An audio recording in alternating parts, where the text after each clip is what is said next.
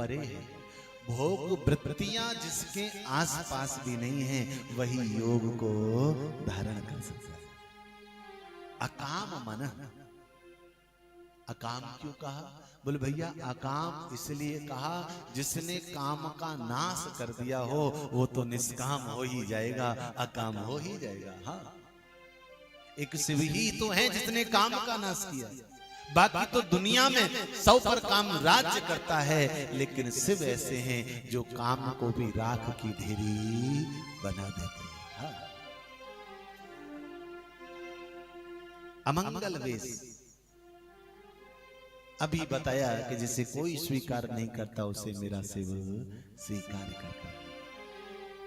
और भैया ऐसा नारद नहीं कह रहा है, तो परिहस्त असरे। हाँ। मैया ऐसी आपकी जो बिटिया है ना उसके हाथों में हस्त रेखा ऐसी बता रही है। हाँ, मेरा कोई लेना देना। अब मैया तो बड़ी परेशान हो गई। हाँ, मैया कहने लगी महाराज कैसे बात बनेगी। हाँ, एक तो घर में कोई देखने भागने वाला नहीं और दूसरे आप उसका स्वभाव भी ऐसा बता रहे हो, ऐसे कैसे गुजारा होगा। महाराज मुझे तो लग रहा है मेरी पार्वती का भाग्य फूट गया। हाँ? महाराज इसी पर्वत से नीचे कूद जाऊंगी लेकिन ब्याह नहीं करूंगी ऐसे के लिए। हाँ, नारद जी ने कहा एक काम है, अगर वो किया जाए तो सब कुछ संभल सकता है। क्या? देखो वैसे तो विधि ने जो लिखा है उसे कोई मिटा नहीं सकता। कह मुनि सहिमवंत सुनो, जो विधि लिखा लीला। देव तनुज नर नाग मुनि को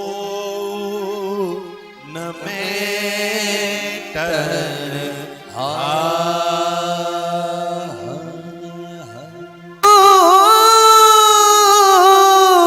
कौन मेटन कौन मेटन। जो विधाता ने लिख दिया है ना, देव दनुज नर नाग मुनि को न मेटन। कोई भी उसे मिटा नहीं सकता है, लेकिन हाँ अगर ये आपकी कन्या सदा शिव के नाम का जाप करे तो हो सकता है इसके जीवन में कुछ परिवर्तन आ जाए। हाँ, एहि नाम तारन सब काज सारन, धरो ध्यान उसका निवारण करेगा। न थे दांत वाको दिया दूध माँ को, खबर है उसे पेट सबका भरेगा। तेरा ढूंढ सीना मिटा दिल का कीना, जिन्हें पेट दीना वो आप ही भरेगा। कभी कहे गंग मुकद्दर के अंदर, जिन्हें टाक मारा न तारा टरेगा। नारद जी कहते हैं देखो वैसे तुम चिंता मत करो, ज्यादा इसके लिए परेशान मत हो, क्योंकि वो परमात्मा सब जानता है। बस आप उसका ध्यान धरिए, आप उसका भजन करिए। हाँ। जो बच्चे के पैदा होने से पूर्व माँ के आंचल में पयोमृत पैदा कर देता है, क्या वो विधाता प्रकट होने के बाद उसका लालन पालन नहीं करेगा? बिल्कुल करेगा। बस आपको उसके ऊपर विश्वास होना चाहिए। हाँ। मैया मैना बोली महाराज तो क्या ये जो आपने दोष बताए हैं वो सब शिव में नहीं है? नारद जी ने कहा सुनो मैया, जो बड़े लोग होते हैं ना उनके दोष भी गुण बन जाया करते हैं। हाँ, ये तो जगत की रीति है साहब। हाँ, समरथ को नहीं दोष गोसाई, समरथ को नहीं दोष गोसाई, समरथ को नहीं दोष गोसाई, रवि पावक सुर सर के जाए,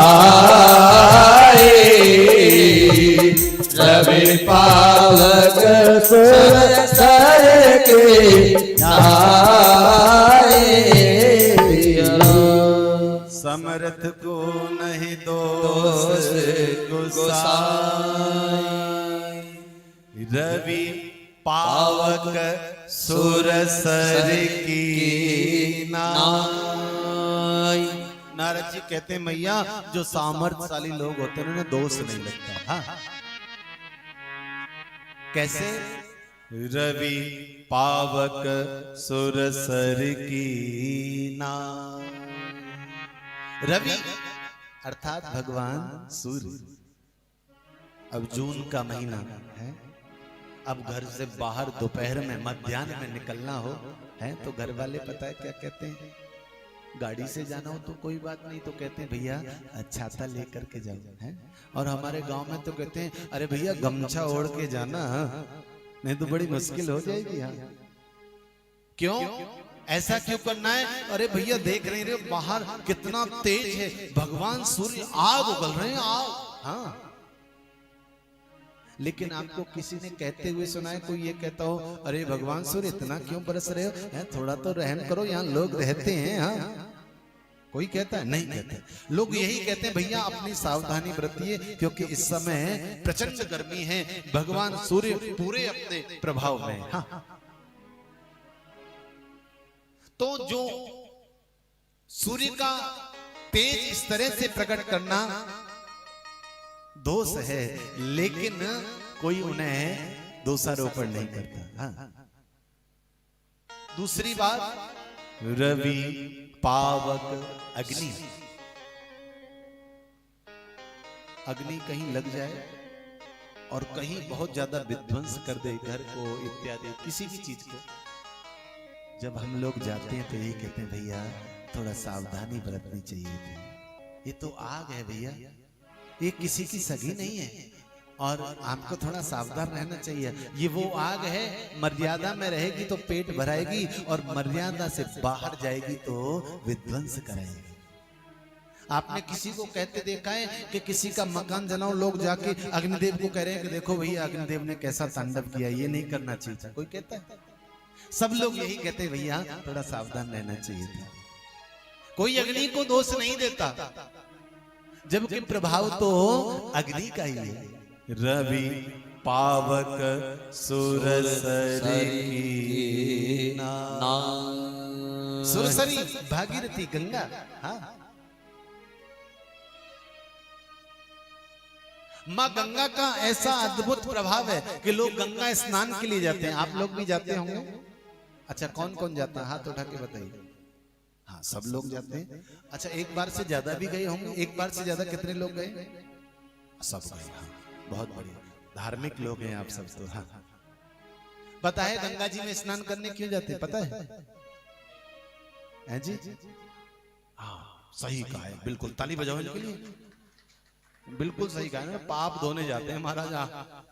कपड़े वपड़े हो तो घर पे धुले, पाप थोड़ी घर पे धुलेंगे, वो तो गंगा जी जाके ही धुलेंगे। हाँ, उनकी सफाई करनी होती पापों को।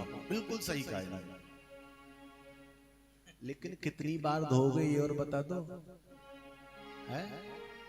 हर बार करते हो, हर बार चलो गंगा जी, क्या हुआ कि स्टोरेज हो गया, अब इन्हें अपना साफ कराते हैं, फिर आओ, फिर करो अपना, फिर चलो गंगा जी है। तो मतलब गंगा जी को इतना सहज मान लिया आपने कि हर बार जाओगे हैं?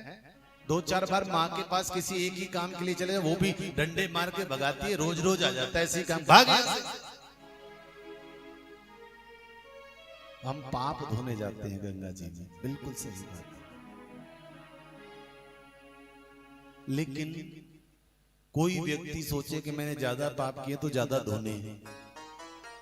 अब हर की पैड़ी पे इधर तो धुलेंगे नहीं, वो अंदर जाना पड़ेगा, उसके लिए अंदर जाना पड़ेगा ना। अब वो सोचे कि नहीं मैं तो बीच मझधार में जाके धोऊंगा और एक बार में धो जाऊंगा सारे। अब वो उस मझधार में चला जाए और संयोग से उसे तैरना आता नहीं हो, तो पाप धुलेंगे या पूरा धुल जाएगा? है? पूरा ही धुल जाएगा ना। अब कोई दोष दे गंगा मैया को, अरे राम राम देखो गंगा मैया ने क्या कर दिया, वो तो बेचारा अंदर पाप धोने के लिए गया था, गंगा मैया ने उसे ही धो दिया।